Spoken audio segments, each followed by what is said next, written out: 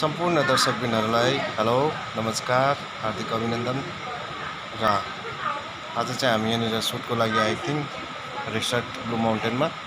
तर बाहिर चाहिँ एकदमै हात्ती छुडे पानी आएकोले गर्दा अहिले हामी सुट नगरेर यहीँ नै गफ गर्दै मजा गर्दै बसिरहेको छौँ।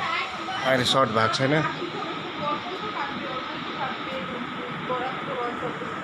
श्रेया बहिनी, दिवा बहिनी, रोमा बहिनी, आजको पानीको विषयमा केही भन्नु छ? विशेष टिप्पणी केही छ? बोर भयो है, काम भइरहेन भने चाहिँ टाइम गएको थाहा हुँदैन है। हाम्रो यहाँ एकजना राम्रो एक्टिङ गर्नुहुने बहिनी राखी बहिनी बसिरहनु भएको छ। बाहिर चाहिँ एकदम पानी परेर चाहिँ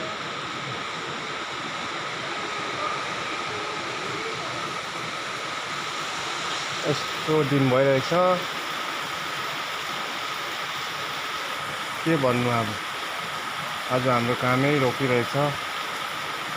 झन् शीतल चाहिँ एकदम शीतल भइरहेको छ।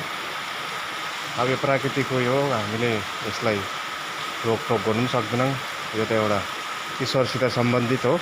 पानी आउनु, घाम लाग्नु, हावा आउनु, यो यस्तै हो संसारको परिवर्तन। कहिले घाम कहिले पानी।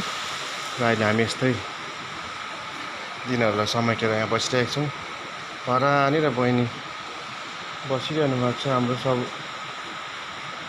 बहिनी डाइरेक्टर हाम्रो विक्की भाइ अनि हाम्रो यता बहिनी बसिरहेको छ।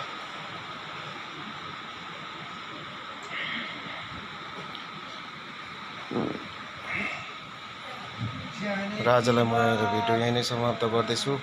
अगाडि स्टोरीहरू भएन हजुरहरू समक्षमा ल्याउनेछु र च्यानललाई सब्सक्राइब गरिदिनु होला। मेरो हार्दिक बिन्ती। नयाँ छ भने सब्सक्राइब, पुरानो हुनुहुन्छ भने लाइक कमेन्ट गरिदिनु होला भन्ने मेरो रिक्वेस्ट। नमस्कार।